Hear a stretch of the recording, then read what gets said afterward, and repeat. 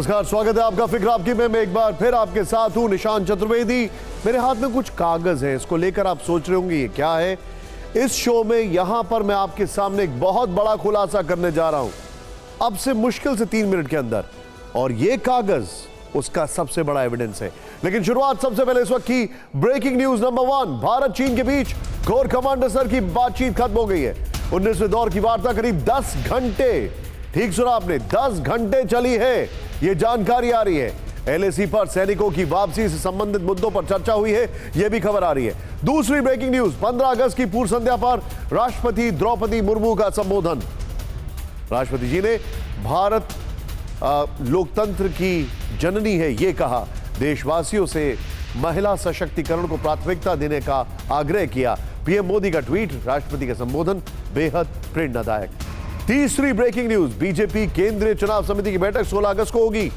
PM Modi समेत चुनाव समिति के सभी 15 सदस्य हिस्सा लेंगे। आगामी विधानसभा चुनावों को लेकर बैठक में मंथन होगा। एक और बड़ी खबर आ रही है, दिल्ली में बीजेपी ने मनाया विभाजन विभीषिका स्मृति दिवस। बीजेपी नेताओं ने जंतर मंतर से कैनॉट प्लेस तक मौन जुलूस निकाला है। बीजेपी अध्यक्ष जेपी नड्डा बोले, हमें जो आजादी मिली वो खंडित आजादी थी। 5वीं ब्रेकिंग न्यूज, पश्चिम बंगाल की सीएम ममता बनर्जी का बयान, विपक्षी गठबंधन इंडिया 6 महीने बाद जीतेगा। ममता बनर्जी ने कह दिया है।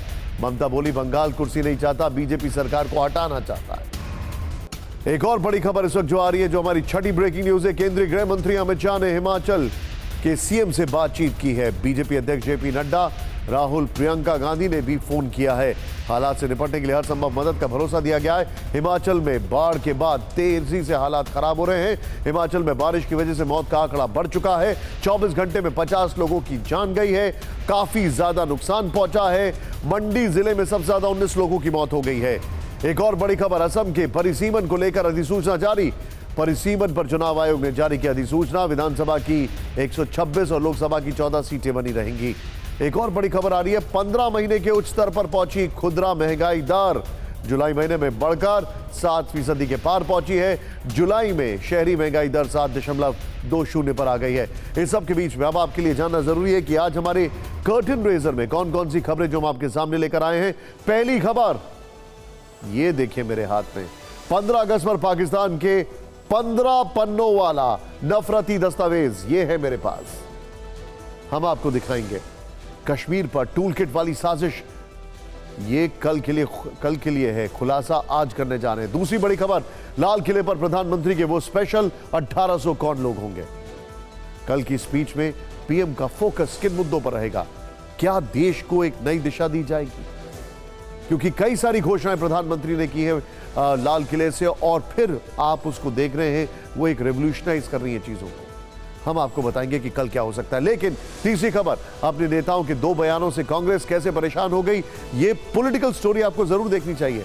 चौथी खबर, गलवान से सबक, चीन की गर्दन तक सड़क, एलएसी पर भारत का एक्सक्लूसिव रोड व्यू देखेगा। और 5वीं खबर, हिमाचल में जल प्रलय देखकर मुख्यमंत्री कैसे दहशत में आ गए, तस्वीरें दिखाएंगे आपको। पूरा भारत कल स्वतंत्रता दिवस मनाएगा। लाल किले से लेकर कश्मीर के लाल चौक तक आजादी का भव्य जश्न बनेगा। 33 साल बाद ऐसा पहली बार होगा जब जम्मू कश्मीर भी देश के दूसरे राज्यों की तरह यह ऐतिहासिक पर्व बिना किसी बंदिश के आजाद सांसों के साथ मनाएगा। यहां पहली बार 15 अगस्त को ना इंटरनेट बैन होगा, ना कोई सड़क किसी डर से ब्लॉक की जाएगी, ना ही पत्थरबाजों अलगाववादियों के प्रदर्शन का खौफ होगा। हर घर तिरंगा अभियान में हर एक कश्मीरी दिल से जुड़ चुका है। इसकी छोटी सी बानगी, खूबसूरत तस्वीर इस वक्त आप टीवी स्क्रीन पर देख रहे हैं। पूरी पिक्चर थोड़ी देर में दिखाएंगे, लेकिन एक ये तस्वीर देखकर आटा, दाल, चावल, तेल को तरसने वाले पड़ोसी मुल्क पाकिस्तान और वहां का हुक्मरान बेचैन हो उठा है। पाकिस्तान ने ऐसे मौके पर 2 प्रोपेगेंडा एक साथ चलाए हैं, दोनों कश्मीर से जुड़े हुए हैं। पहले तो टूल किट वाली एक साजिश, इस वक्त सोशल मीडिया के अलग अलग प्लेटफॉर्म पर कश्मीर विरोधी कई हैशटैग चलाए जा रहे हैं। वो हैशटैग हम आपको नहीं दिखा सकते, लेकिन प्रोपेगेंडा कौन चला रहा है, इसके पीछे कौन है, इसके जरिए कल पीओके में कैसे बड़े पैमाने पर एंटी इंडिया प्रोटेस्ट की तैयारी है, दस्तावेजों के साथ एक एक चेहरा हम बेनकाब करेंगे। लेकिन यह अंत नहीं है, कश्मीर पर दूसरा दुष्प्रचार किया है पाक आर्मी चीफ असीम मुनीर ने। उन्होंने कश्मीर की आजादी का राग अलापा है। कहावत थोड़ी पुरानी है, आज उसको बदलना जरूरी है। नया नया पाक आर्मी चीफ कश्मीर कश्मीर चिल्लाता है। असीम मुनीर को कश्मीर आजाद कराने का ख्वाब देखने से पहले अपनी जनता को यह सच बताना चाहिए कि 76 साल बाद पाकिस्तान में क्या हालात हैं। जनता 1 लीटर पेट्रोल के लिए 272 रुपए, 1 लीटर डीजल के लिए 273 रुपए देने को मजबूर है। 30 रुपए में एक रोटी, 155 रुपए प्रति किलो में चीनी, 460 रुपए में चिकन खरीदने के लिए बेबस क्यों है? वैसे पड़ोसी देश की सिरदर्दी है, हमारी नहीं। हमारी फिक्र यह है कि भूखमरी की कगार पर खड़ा पाकिस्तान अपनी हालत सुधारने के बजाय कश्मीर का अमन चैन बिगाड़ने पर क्यों तुला है? सोशल मीडिया पर चलाए जा रहे जहरीले हैशटैग का मास्टरमाइंड कौन है? पाकिस्तानी ब्लैक डे टूलकिट की पूरी लिस्ट टीवी 9 पर एक्सक्लूसिव देखिए। पाकिस्तान 15 अगस्त पर काला दिवस मनाएगा। सोशल मीडिया पर भारत को बदनाम करने की साजिश रची गई है। भारत विरोधी हैशटैग चलाए जाएंगे। कश्मीर को लेकर प्रोपेगेंडा चलाने की साजिश है। भारत विरोधी भावनाओं को भड़काने की नाकाम कोशिश है। पीओके में 10 जगहों पर प्रदर्शन किया जाएगा। आतंकियों को आजाद कराने की मांग होगी। कश्मीर में मारे गए आतंकियों को श्रद्धांजलि दी जाएगी। मीरपुर में national event organising committee rally निकालेगी और कश्मीर काउंसिल EU का बेल्जियम में ब्लैक डे मनाने का ऐलान है। इस वक्त आप मेरे हाथों में जो दस्तावेज देख रहे हैं, यह इसी साजिश का ब्लूप्रिंट है। A4 साइज के 15 पन्नों में यह पूरी साजिश दर्ज है। 15 पन्नों में लिखा गया है कि भारत में आजादी के जश्न को कैसे बर्बाद किया जाए। इसमें वो किरदार हैं जो दुनिया भर में भारत के खिलाफ हैशटैग चला रहे हैं। इसमें उन आतंकियों के चेहरे हैं जिन्हें छुड़ाने की मांग की जा रही है। यह देखिए अब आप, इसमें पीओके के वो हिस्से हैं जहां कल एंटी इंडिया प्रोपेगेंडा की तैयारी है। ये है वो पन्ने जो आपके सामने हम लेकर आए हैं। ये देखिए, एक एक पन्ने में एक एक डिटेल है मेरे पास। लेकिन उससे पहले इसका पूरा खाका इस रिपोर्ट में देखिए।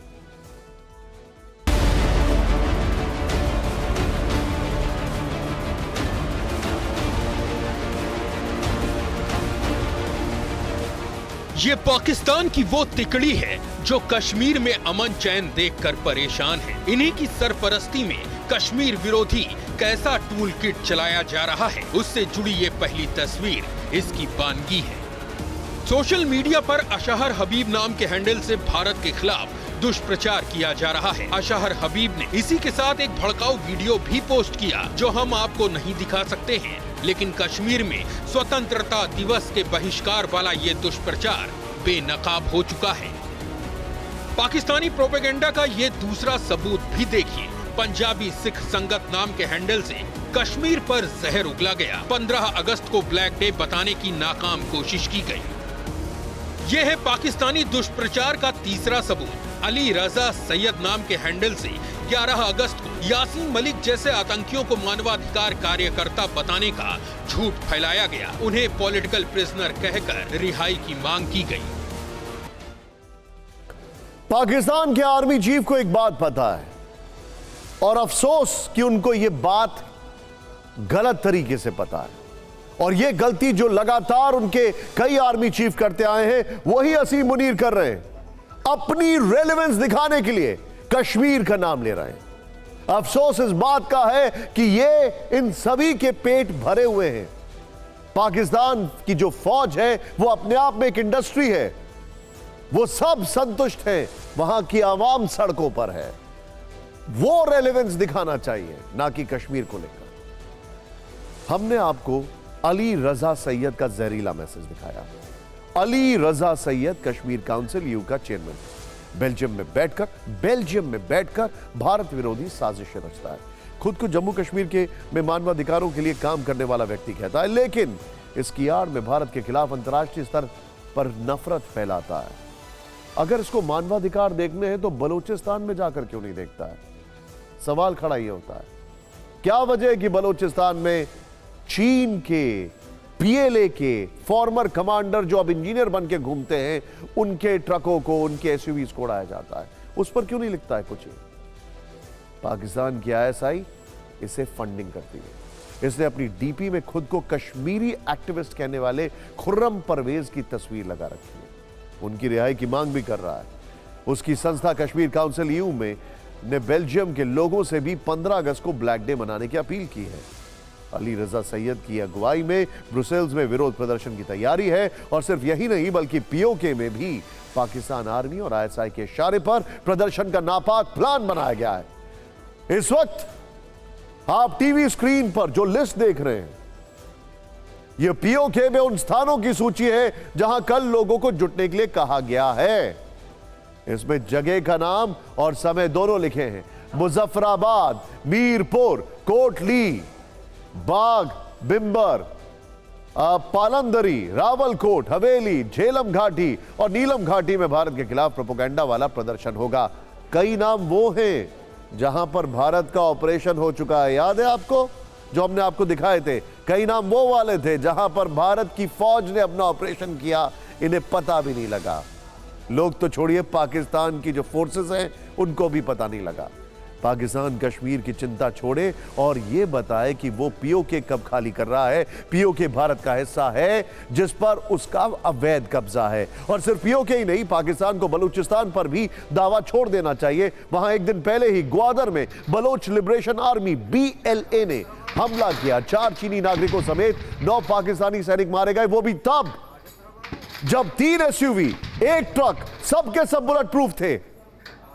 बलूचों ने अब धमकी दी है कि चीन ने अगर 90 दिन में इलाका खाली नहीं किया तो खून की नदियां बहा देंगे। और पाकिस्तान आर्मी ने हैंड पिक किया, पहली बार बलोच का रहने वाला इंटरिम प्राइम मिनिस्टर, यह भी दावा किया जा रहा है। उसके बाद यह हुआ है बलोचिस्तान। साफ है कि बलोचिस्तान भी पाकिस्तान से नहीं संभल रहा है, यह तो सब जानते हैं। और वो कश्मीर के ख्वाब देख रहा है, वो कश्मीर जहां 15 अगस्त पर आई हर तस्वीर गर्व करने वाली है। यहां के मुसलमान तिरंगे के साथ सेल्फी ले रहे हैं। हर घर तिरंगा अभियान से जुड़कर पाकिस्तान के मुस्लिम कार्ड पर स्ट्राइक की गई है। यकीन नहीं आता आपको? आता ही होगा, हर भारतीय को यकीन आता होगा, लेकिन यह रिपोर्ट हर पाकिस्तानी को भी देखनी चाहिए।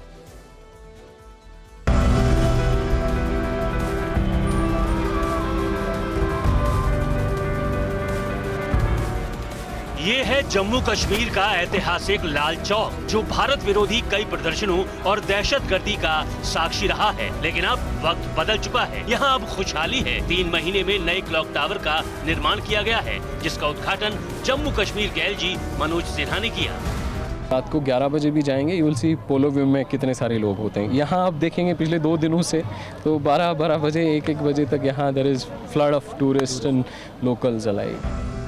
26 जनवरी और 15 अगस्त को देश में सुरक्षा अलर्ट रहता था, क्योंकि पाकिस्तान से ट्रेंड आतंकी देश में हमला करने की फिराक में घूमते थे। कश्मीर में तो सचमुच का कर्फ्यू लग जाया करता था। लेकिन अब कश्मीर में चारों ओर तिरंगा लहरा रहा है।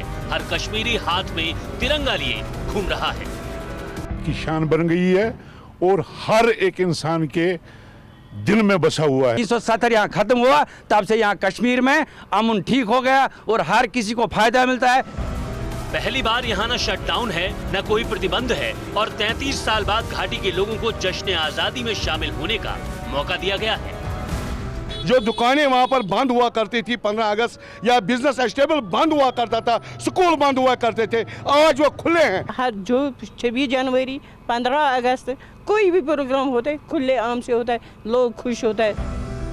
पाकिस्तान के सीने पर सांप इसलिए भी लौट रहा है क्योंकि हर घर तिरंगा अभियान में इस बार किश्तवाड़ में हिजबुल आतंकी के परिवारों ने भी हिस्सा लिया है। वांटेड हिजबुल कमांडर जावेद मट्टू के भाई रईस मट्टू ने अपने घर पर तिरंगा फहराया। उन्होंने कहा कि उनके भाई ने गलत रास्ता चुना, लेकिन हम अपने देश से प्यार करते हैं। हम सब भारतीय हैं, हिंदुस्तान हमारा है। पाकिस्तान की फौज को 13 जनवरी का दिन याद है। इसी साल गिलगित बाल्टिस्तान और पीओके में लोगों ने क्या कहा?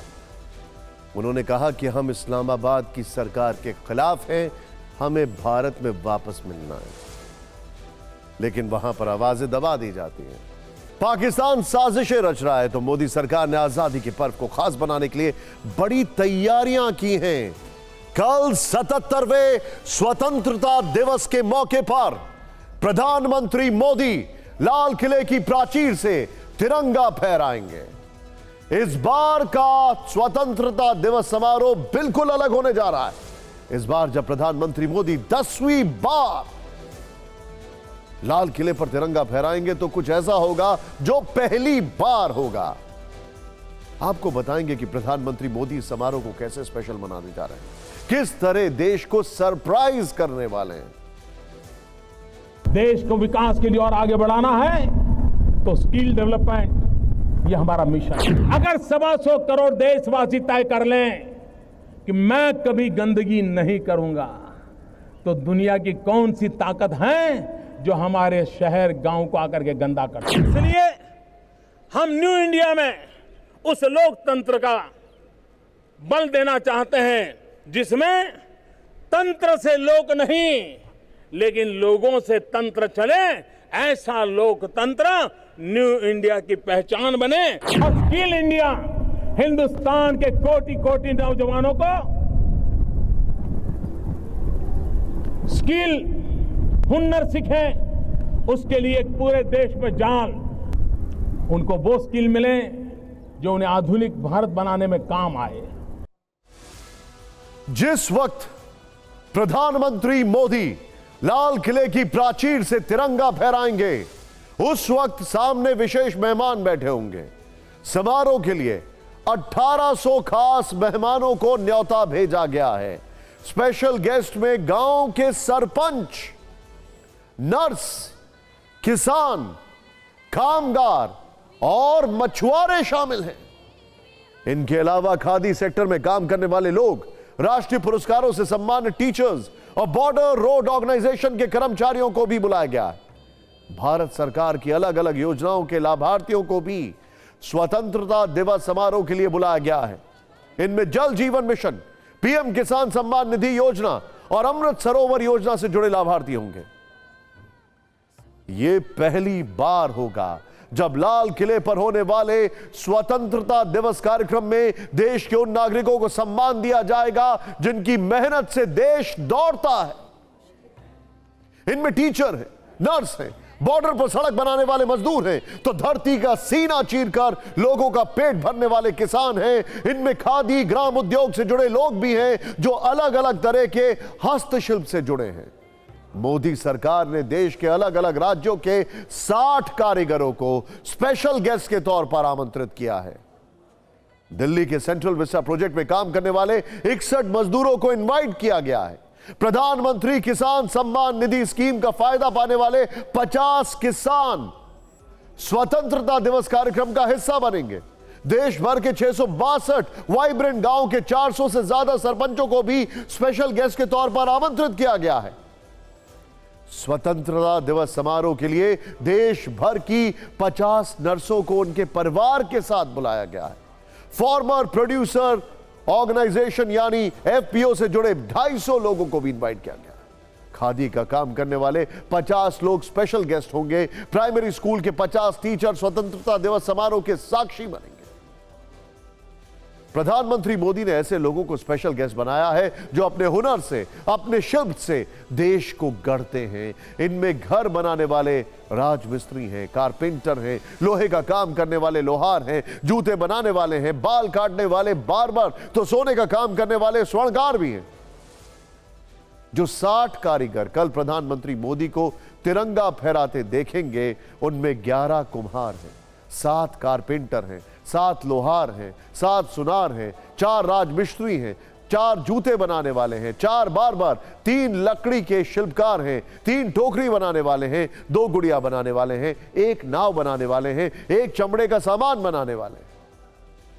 देश के दूर दराज के इलाकों में अपना छोटा सा काम करने वाले कुम्हार, बार्बर, लोहार, किसान, राजमिस्त्री और कारपेंटर ने कभी सपने में भी नहीं सोचा होगा कि वो दिल्ली में स्वतंत्रता दिवस समारोह का हिस्सा बनेंगे। अपने हुनर से परिवार पालने वाले इन लोगों को यह उम्मीद कभी नहीं थी कि वो प्रधानमंत्री को लाल किले पर तिरंगा फहराते देखेंगे, लेकिन चंद घंटे बाद यह सच साबित होने जा रहा है। TV9 भारतवर्ष ने दिल्ली पहुंचे कारीगरों से बातचीत की है। इन कारीगरों किसानों ने क्या कहा, हमने इनकी बातों के छोटे अंश निकालकर एक रील तैयार की है, आप इसे जरूर देखें।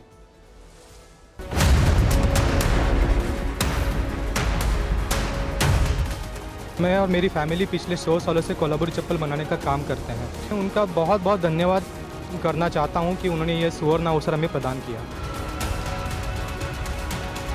पहला चांस है मुझे यहाँ मौका मिला आने का 40 साल के बाद। 40 साल हो गए मुझे अपने डिपार्टमेंट में काम करते करते। मैं बहुत खुश हुआ इस जगह को देख के। मैं अपने हिंदुस्तान को देख के इतना दिल मेरा खुश हुआ ना, पहले कभी नहीं आया सर। आज हमें मौका मिला, ये हमारी खुशकिस्मती है सर, हमारे को आज मौका मिला। मोदी जी ने मुझे यहाँ दिल्ली 15 अगस्त पर बुलाया है। गया उसके 15 अगस्त के मौके पे, उसके लिए बहुत ही एक्साइटेड हुई। कभी ऐसा सोचा नहीं था कि हमें मोदी जी के साथ सामने बैठ के सुनेंगे।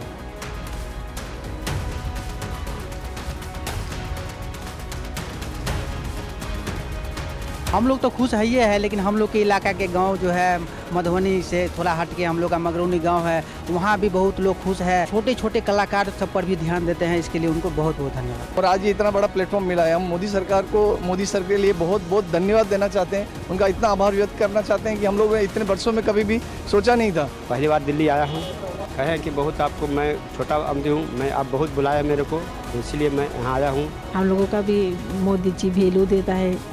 बांस का काम करने वाला लोग अभी दिल्ली आया है। हम किसानों को यहाँ से बुलाया है, उसका हम खूब आभारी है। अब तक किसानों को ये मौका देना ये हमारे बड़े सौभाग्य की बात है।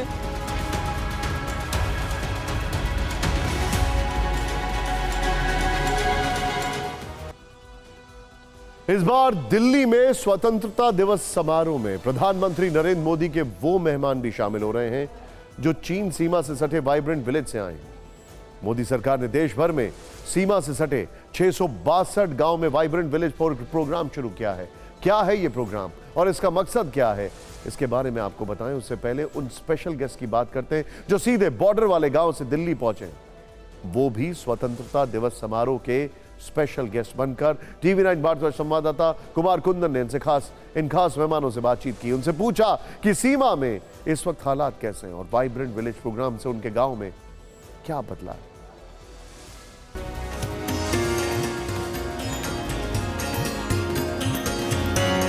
सिक्किम में चीन सीमा से सटे छोटे से गांव की सरपंच पेमा शेरपा प्रधानमंत्री मोदी के बुलावे पर करीब 1700 किलोमीटर दूर दिल्ली आई हैं। पहले उनके गांव में गिनती के लोग बचे थे। विकास के अभाव में लोग गांव छोड़कर शहरों की तरफ पलायन कर रहे थे, लेकिन अब वाइब्रेंट विलेज प्रोग्राम उनके गांव की तस्वीर बदल रहा है। ये आशा है कि ये वाइब्रेंट विलेज के माध्यम से हमारा जितना भी रिवर्स माइग्रेशन का जितना भी पब्लिक वगैरह है, पीपल है विलेज, उसमें हम लोग को ज्यादा फायदा मिलने के लिए हम लोग विश्वास कर रहे हैं। उत्तराखंड के चमोली जिले का माड़ा गांव चीन की सीमा के पास है। माड़ा को देश का पहला गांव कहा जाता है। इस गांव के सरपंच ने बताया कि उनके गांव में कैसे बदलाव आ रहा है। स्कूल्स बन रहे हैं, अभी जो नए प्रोजेक्ट्स बन रहे हैं उसको भी लॉन्च किया जा रहा है, और इंटरनेट का ज़माना है, इंटरनेट भी एक्सपेंड कर रहे हैं। ये सब अभी इंटरनेट के आपको लग रहा है कि चाइना को काउंटर होगा इस सबसे? ऑफ कोर्स होगा। वाइब्रेंट विलेज प्रोग्राम की शुरुआत 2022-23 में हुई। अभी ये प्रोग्राम 662 गांवों में चल रहा है। प्रोग्राम का टारगेट बॉर्डर से सटे गांवों में सड़क के साथ साथ बिजली और पानी पहुंचाना है। सीमावर्ती गांवों के विकास के लिए 4800 करोड़ रुपए आवंटित किए गए। इसमें 2500 करोड़ रुपए सड़क निर्माण के लिए हैं। अभी वाइब्रेंट विलेज प्रोग्राम को शुरू हुए कुछ महीने बीते हैं, लेकिन कम समय में इसने अरुणाचल प्रदेश, सिक्किम, उत्तराखंड, हिमाचल प्रदेश और लद्दाख के सीमावर्ती गांवों में कई बदलाव किए हैं। अभी हम तो ये कहना चाहते कि मोदी सरकार से अभी इतना अच्छा गाँव को अभी बदल नहीं जा रहा है। तो हम लोग की जितने भी नॉर्थ ईस्ट से हैं और हम लोग जितने भी अरुणाचल से और वेस्ट कामें से जितने भी हम लोग की ओर से पब्लिक की ओर से बहुत सरकार को यानी कि मोदी सरकार को बहुत बहुत दिल से शुक्रिया है। पहले रोड कनेक्टिविटी परेशान थी, उसके बाद में स्कूल के हेल्थ का और वो सब के थे। अभी तो फिलहाल कुछ हो रहा है, रोड कनेक्टिविटी अच्छा हो रहा है, बाकी सब अच्छा होने जा रहा है। और अभी आने वाला कल को वाइब्रेशन विलेज में कुछ आता है तो सरकार थ्रू से और बहुत अच्छा आगे होगा। अच्छा रहेगा, मेडिकल फैसिलिटीज अच्छा रहेगा और इंफ्रास्ट्रक्चर डेवलप होगा तो जरूर जो दुर्गम क्षेत्र से बाहर निकल गया है, जो माइग्रेशन किया है वो वापस आ जाएगा।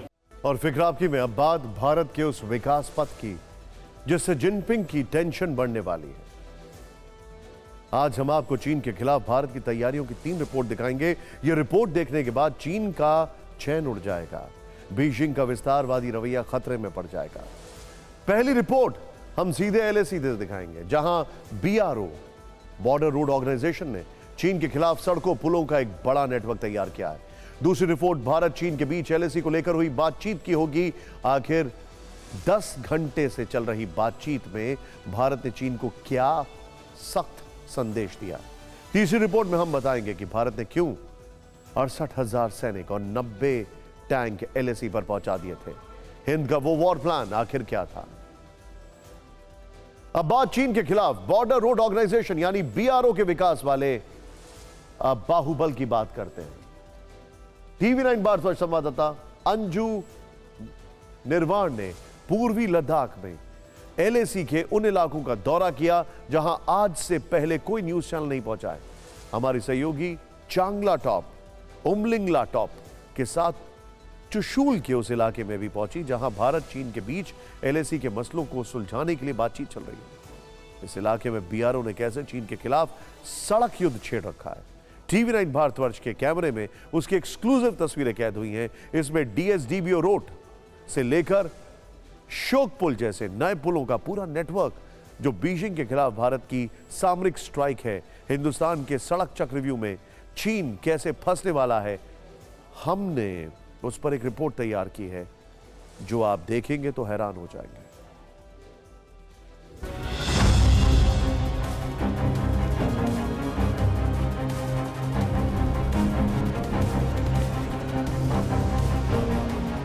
पूर्वी लद्दाख में करीब 12,200 फीट की ऊंचाई। बीआरओ ने श्योक नदी पर पुल बनाकर चीन की साजिशों को जैसे बांध दिया है। इस पुल के जरिए एलएसी तक भारतीय सेना की आवाजाही आसान हो गई है।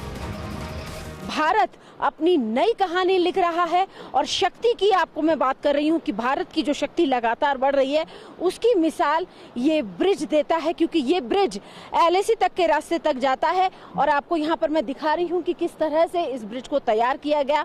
ये ब्रिज जो है ये बीआरओ ने तैयार किया है, लेकिन सबसे बड़ी बात है कि इस ब्रिज की कैपेसिटी जैसे कि 70 आर मैं बता रही हूँ, ये इस ब्रिज के ऊपर से टैंक्स गुजर सकते हैं, बीएमपी गुजर सकती है और मल्टीपल गाड़ियां जो हैं इस पर से क्रॉस कर सकती हैं। यानी कि हैवी लोड ये जो ब्रिज है ये ले सकता है और ये भारत की एलएसी पर तैयारी है। पूर्वी लद्दाख में पुलों और सड़कों का पूरा नेटवर्क तैयार किया जा रहा है। टीवी 9 भारतवर्ष आपको वो सीडीएफडी यानी चुशूल, डुंगटी, फुकचे, डेमचोक रोड दिखा रहा है जो चीन को घेरने के लिए तैयार की जा रही है। तो ये एक एलएसी है जहां पर आपको मैं बता दूं कि एक खास तरह की रोड का निर्माण भी किया जा रहा है।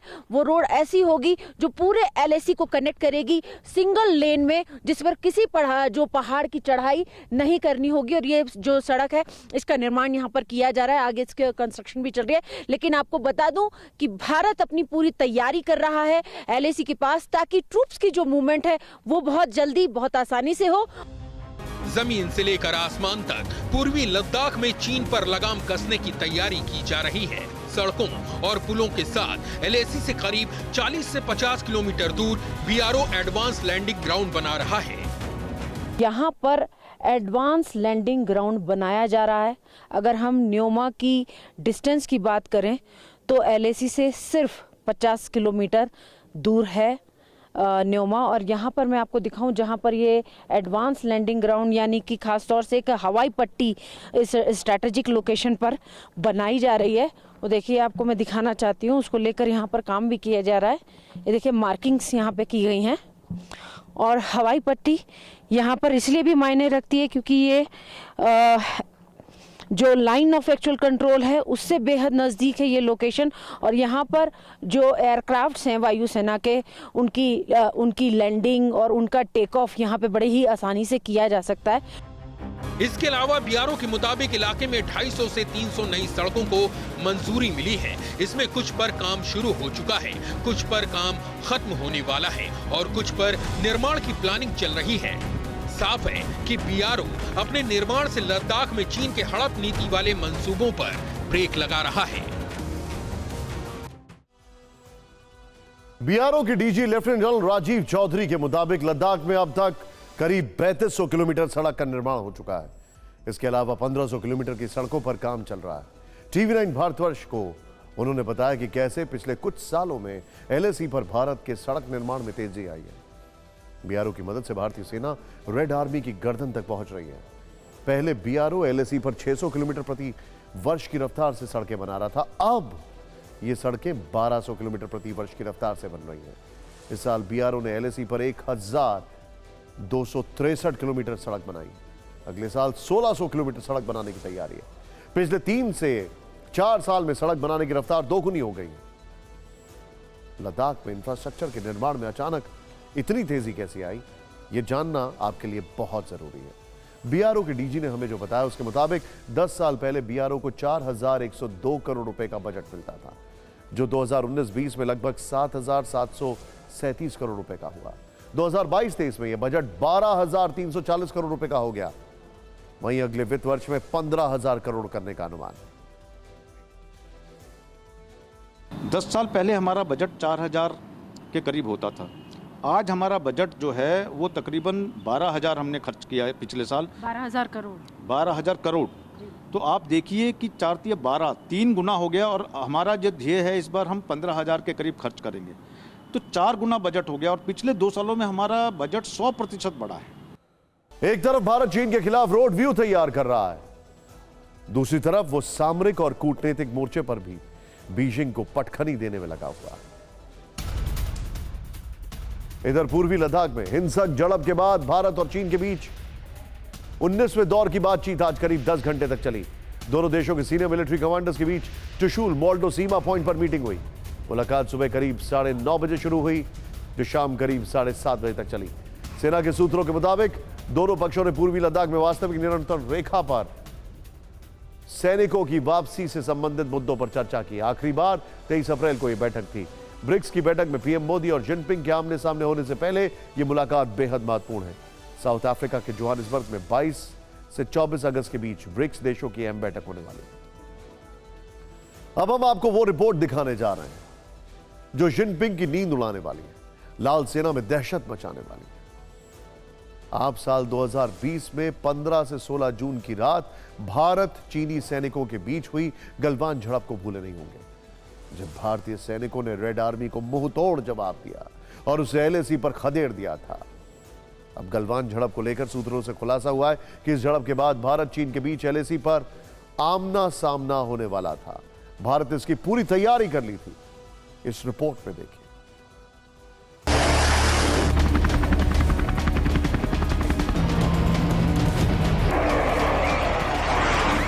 सूत्रों की माने तो गलवान झड़प के बाद भारत एक्शन मोड में आ चुका था। 68,000 से ज्यादा जवानों को पूर्वी लद्दाख में तैनात कर दिया गया था। एयरफोर्स की मदद से करीब 90 टैंक एयरलिफ्ट किए गए थे। 330 BMP पैदल सेना के लड़ाकू वाहन लद्दाख पहुंचा दिए गए थे। इसके अलावा रडार सिस्टम, तोपखाने की बंदूकें और बाकी दूसरे हथियार लद्दाख में मोर्चा संभाल चुके थे। जमीन पर ही नहीं बल्कि आसमान से भी चीन को जवाब देने की पूरी तैयारी थी। एयरफोर्स ने लड़ाकू विमानों के पूरे स्क्वाड्रन तैनात कर दिए थे। LAC पर सुखोई 30 MKI और जगुआर जैसे फाइटर जेट्स के जरिए 24 घंटे निगरानी की जा रही थी। भारतीय वायु सेना ने रिमोटली पायलटेड एयरक्राफ्ट RPA भी लद्दाख में तैनात किए थे। साफ है कि चीन के विश्वासघात के बाद भारत ने आर या पार का पूरा मन बना लिया था।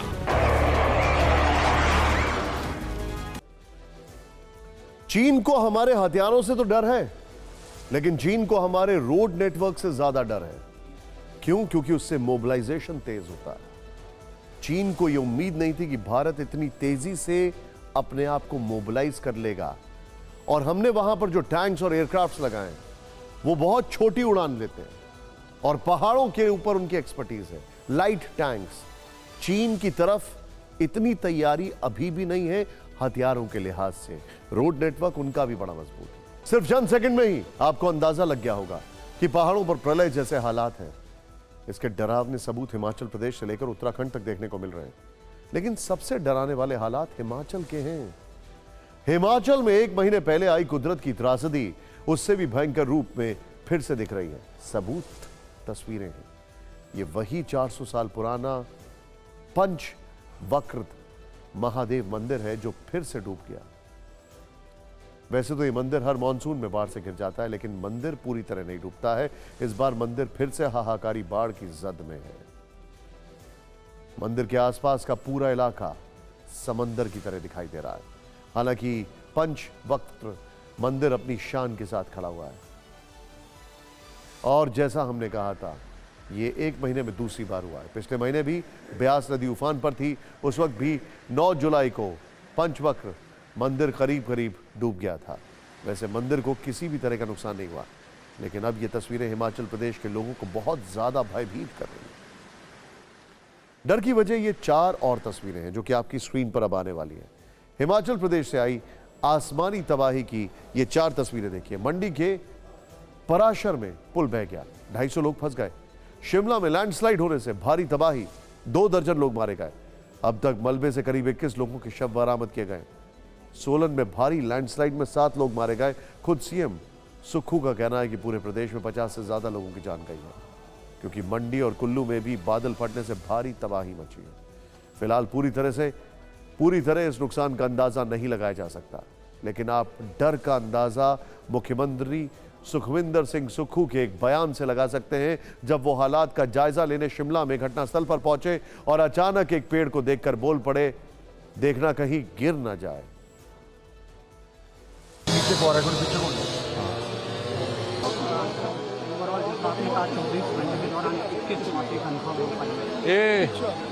गांधी ये बात, एक पेड़ को देखता रहे, ये पेड़ को एक आदमी, एक पुलिस वाला पेड़ को देखता रहे, ऊपर से देखना है। एक जो पेड़ आते हो भागे। हाँ जी, इनके लिए तो पुलिस वाला है पेड़ देखने के लिए, आम लोगों का क्या होगा? इस डर की वजह भी साफ है। ऐसा लग रहा है पहाड़ों का इकोसिस्टम इंसानों को अपनी ताकत दिखा रहा है, खासतौर से हिमाचल में आए कुदरत का कहर जो जानलेवा बन गया।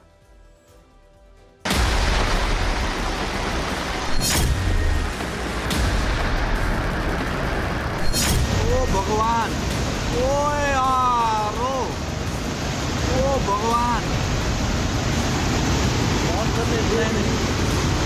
वो आती ना, बोल निकलो गया और यहाँ पे पहुँच गया।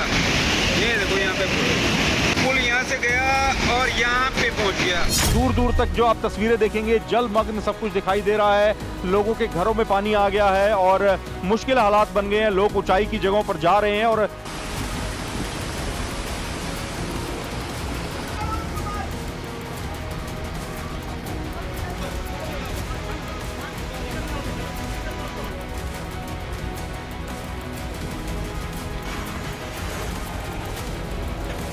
इसमें अराउंड कम से कम 25 से 30 लोगों के दबे होने की आशंका है। बादल फटने जैसी स्थिति है।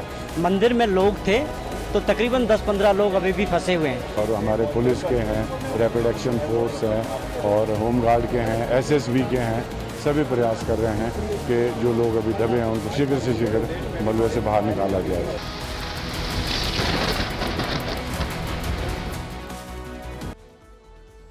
अब इस सब के बीच में आपको बताना जरूरी है कि पूरे हिमाचल में हालात ये हैं कि पहाड़ जमीन पर आ गए और मकान ताश के पत्तों की तरह बह रहे हैं। जानकारी के मुताबिक पूरे हिमाचल में पिछले कुछ घंटों में 7 जगहों पर बादल फटने की खबर आई है। ये जो तस्वीरें मैं आपको दिखा रहा हूं, यहां पर जो आपके सामने तस्वीरें हैं, इधर देखिए जरा, ये फैक्ट्स ये देख रहे हैं। हालांकि ये जो तस्वीर आपके सामने पहले आई थी वो देहरादून की थी, जो डिफेंस की एक बिल्डिंग पूरी की पूरी दह गई। बाढ़ और लैंडस्लाइड से 24 घंटे में 50 से ज्यादा लोगों की मौत हो गई है। शिमला, चंबा, मंडी समेत 7 जिलों में ऑरेंज अलर्ट है। प्रदेश भर में 450 से ज्यादा सड़कें बंद हैं। अगर बात इस सीजन की करें तो अब तक 7,000 करोड़ रुपए से ज्यादा का आर्थिक नुकसान हुआ है और करीब करीब 8,000 घरों को नुकसान पहुंचा है। हिमाचल प्रदेश के साथ पहाड़ी राज्य उत्तराखंड से भी तबाही की कई तस्वीरें सामने आई हैं। देहरादून से आया एक वीडियो तो आपको ध्यान से देखना चाहिए, जहां सैलाब की वजह से 4 मंजिला इमारत सिर्फ 4 सेकंड में, ये एक डिफेंस की बिल्डिंग है, ये जो आप देख रहे हैं, जो कि गिर गई है। 5 सेकंड में रेत और मलबे में तब्दील हो गई। जिस बिल्डिंग को आप देख रहे हैं वो देहरादून का जाना माना दून डिफेंस कॉलेज है, जो आज देखते ही देखते बाढ़ में रह गया। बस राहत की बात यह थी कि इस अनहोनी का अंदाजा प्रशासन को था और इसीलिए इसे वक्त रहते खाली करा लिया गया।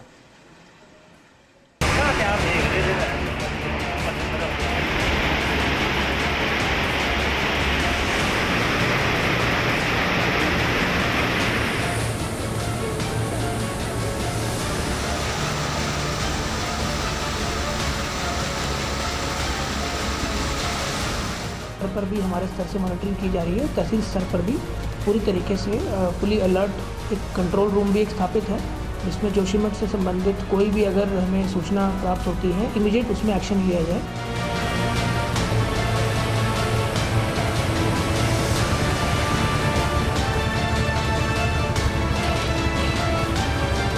सभी जगह रास्ते बंद हैं, सभी जगह पुलिस अलर्ट है और हमारी एसडीआरएफ की टीमें लगी हुई हैं।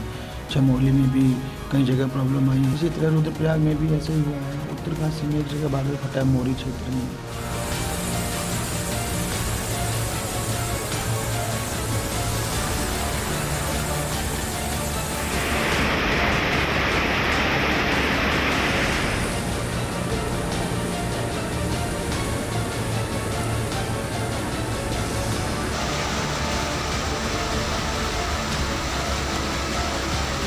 अब बात करते हैं राजनीतिक बयानों की, जिन बयानों से एक अलग तरीके की बाढ़ आ जाती है। बात उन बयानों की करते हैं जिनकी वजह से कांग्रेस बड़ी मुश्किल में फंस गई है। ध्यान से देखिएगा, एक बयान कांग्रेस महासचिव प्रियंका गांधी का है, तो दूसरा बयान कांग्रेस के सीनियर नेता रणदीप सिंह सुरजेवाला ने दिया है। प्रियंका गांधी ने सोशल मीडिया प्लेटफॉर्म एक्स पर मध्य प्रदेश ठेकेदार संघ का हवाला देते हुए दावा किया कि उन्हें 50% कमीशन देने की बाद ही पेमेंट होती है। दूसरा बयान रणदीप सुरजेवाला ने हरियाणा के कैथल की रैली में दिया। जन आक्रोश प्रदर्शन रैली में सुरजेवाला ने बीजेपी समर्थकों को राक्षसी प्रवृत्ति का बताया। इन दोनों बयानों ने बीजेपी को एक्टिव कर दिया है। बीजेपी नेता कांग्रेस पर तीखे हमले करने लगे हैं। कांग्रेस कैसे मुश्किल में फंसी है आपको बताएंगे, लेकिन पहले आपको रणदीप सिंह सुरजेवाला का वो बयान सुनाते हैं जिसकी वजह से बीजेपी को कांग्रेस पर हमले करने का मौका मिल गया। नौकरी मत दो, मौका तो दो नौकरी में बैठने का, मौका नहीं चाहिए। अरे राक्षसों, भाजपा भाजपा के राक्षस हो तुम लोग। भारतीय जनता पार्टी को जो वोट देता है और भारतीय जनता पार्टी का जो समर्थक है वो राक्षस प्रवृत्ति का व्यक्ति है। मैं आज महाभारत की इस धरती से श्राप देता हूं। रणदीप सुरजेवाला के लंबे भाषण के 24 सेकंड के हिस्से को लेकर विवाद तो हो गया। सुरजेवाला ने बीजेपी और जेजेपी को राक्षस कहा। यहां तक बात ठीक थी, इसे सियासी हमला माना जा सकता था, लेकिन इसके बाद सुरजेवाला ने जो कहा वही विवाद की वजह बन गया। दरअसल कांग्रेस नेता ने बीजेपी और जेजेपी को वोट देने वालों और समर्थकों को राक्षस प्रवृत्ति का बता दिया। इसके बाद उन्होंने एक और शब्द का इस्तेमाल किया। उन्होंने महाभारत की धरती से श्राप देने की बात कही। सुरजेवाला के इन शब्दों पर बीजेपी ने क्या कहा, आपको एक रील दिखाते हैं। एक राक्षस प्रवृत्ति के परिवार में जन्मा ये व्यक्ति ही सोच सकता है कि इस प्रकार का अभद्र भाषा बोलना, ये मैं समझता हूँ असंसदीय भाषा है। सोनिया जी, राहुल जी, आप क्या मानते हैं, क्या यही आपकी मोहब्बत की दुकान है? कांग्रेस पार्टी के नेता रणदीप सुरजेवाला, जो अफजल गुरु को तो अफजल गुरु जी कहते हैं और उनके पार्टी के नेता ओसामा जी और हाफिज सईद साहब कहते हैं, वो आज भारत की जनता को ही गाली देने लग गए। जनता ऐसा सबक सिखाएगी कि उनको पता चल जाएगा कि भारत के मजबूत लोकतंत्र में जनता ही जनार्दन है। पहले प्रियंका गांधी और अब रणदीप सुरजेवाला, बीजेपी को हमला करने का मौका मिल गया। प्रियंका गांधी की पोस्ट के बाद से बीजेपी कांग्रेस पर हमला कर रही है। प्रियंका गांधी ने जो दावे किए हैं उसके सबूत मांगे जा रहे हैं। प्रियंका गांधी सहित कांग्रेस के कई सीनियर नेताओं के खिलाफ एफआईआर दर्ज कराई गई है। अब इसका जवाब देना कांग्रेस के लिए मुश्किल हो गया। अब बात उन दो किरदारों की जो भारत और पाकिस्तान दोनों जगह महीनों से चर्चा के केंद्र में हैं। उनके वीडियो वायरल हो रहे हैं, उनकी एक खबर रिपोर्ट हो रही है, एक खबर रिपोर्ट हो रही है। मौका जब स्वतंत्रता दिवस का आया तो ये दोनों फिर सुर्खियों में हैं। हम बात कर रहे हैं पाकिस्तान से भारत आई सीमा हैदर और भारत से पाकिस्तान गई अंजू की।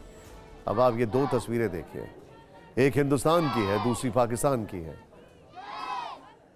भारत में पाकिस्तानी सीमा ने तिरंगा फहराया, भारत माता के जयकारे लगाए। पड़ोसी मुल्क में अंजू ने पाकिस्तान की आज़ादी का जश्न मनाया। इस दौरान उसका पति नसरुल्लाह भी साथ था। बाकायदा वीडियो शूट किया गया। ये दो तस्वीरें बहुत कुछ बयां कर रही हैं। पहले आप आज़ादी के जश्न में डूबी सीमा पर हमारी रिपोर्ट देखिए।